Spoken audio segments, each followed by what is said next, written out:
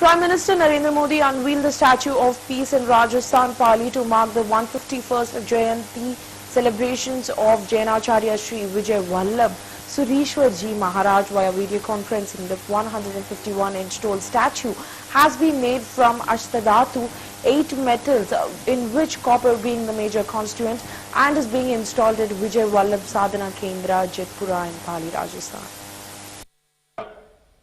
केवल अपनी आत्मा के कल्याण करने में ही समाप्त नहीं होता, उनका यह भी कर्तव्य है कि वह अज्ञान, कलह, बेकारी, विषमता, अंधश्रद्धा, आलस, व्यसन और बुरे रीति रिवाज जिनसे समाज के हजारों लोग पीड़ित हो रहे हैं, उनके नाश के लिए सदा प्रयत्न करें। उनके इसी सामाजिक दर्शन से प्रेरित होकर आज उनकी परंपरा में कितने ही युवा समाज सेवा के लिए जुड़ रहे हैं, सेवा का संकल्प ले रहे हैं। संतजन, आप सब भी ये भली भांति जानते हैं कि सेवा, शिक्षा और आत्मनिर्भरता से ये विषय आचार्य श्री के हृदय के सबसे करीब थे।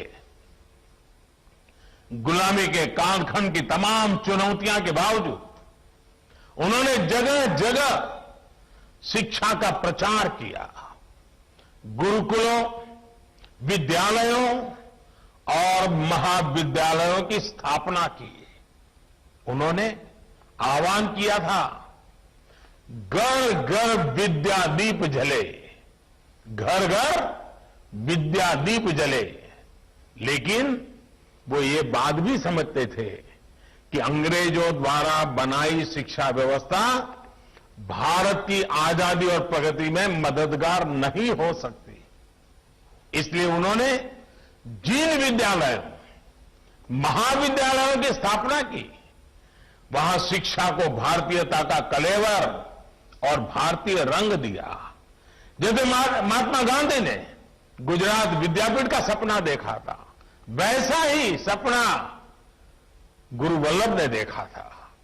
एक तरह से आचार्य विजय वल्लभ जी ने शिक्षा के क्षेत्र में भारत को आत्मनिर्भर बनाने का अभियान शुरू किया था। उन्होंने पंजाब, राजस्थान, गुजरात, महाराष्ट्र, उत्तर प्रदेश जैसे कई राज्यों में भारतीय संस्कारों वाले बहुत से शिक्षण संस्थाओं की आधारशिला रखी। आज उनके आशीर्वाद में अनेकों शिक्षण संस्थान देश में काम कर रहे हैं। साथियों, आचार्य जी के ये शिक्षण संस्थान आज एक उपवन की तरह है। ये भारतीय मूल्यों की पाठशाला बनकर देश की सेवा कर रहे हैं। 100 सालों से अधिक की इस यात्रा में कितने ही प्रतिभाशाली युवा इन संस्थाओं से निकले हैं।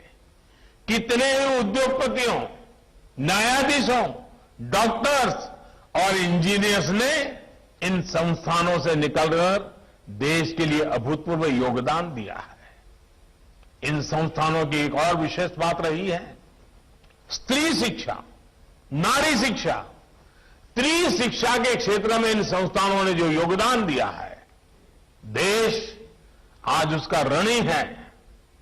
उन्होंने उस कठिन समय में भी स्त्री शिक्षा की अलग जगाई, अनेक बालिकाश्रम स्थापित करवाए और महिलाओं को मुख्य धारा से जोड़ा। जैन साध्वियों से सभा में प्रवचन दिलाने की परंपरा विजय वल्लभ जी ने शुरू करवाई थी।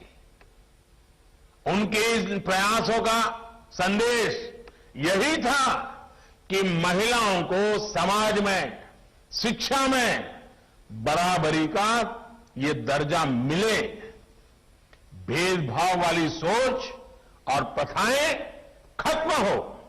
आज आप गौर करेंगे तो पाएंगे कि देश में इस दिशा में कितने सारे बदलाव हुए हैं। 3 तलाक जैसी कुप्रथाओं के खिलाफ देश ने कानून बनाया है। महिलाओं के लिए ऐसे सेक्टरों को भी खोला जा रहा है जहां अब तक उनके काम करने पर मनाही थी। अब देश की बेटियां सेनाओं में अपना शौर्य दिखाने के लिए उनको भी ज्यादा विकल्प मिल रहा है। इसके साथ ही नई राष्ट्रीय शिक्षा नीति अब देश में लागू होने वाली है। ये नीति शिक्षा को भारतीय परिवेश में आधुनिक बनाने के साथ साथ महिलाओं के लिए भी नए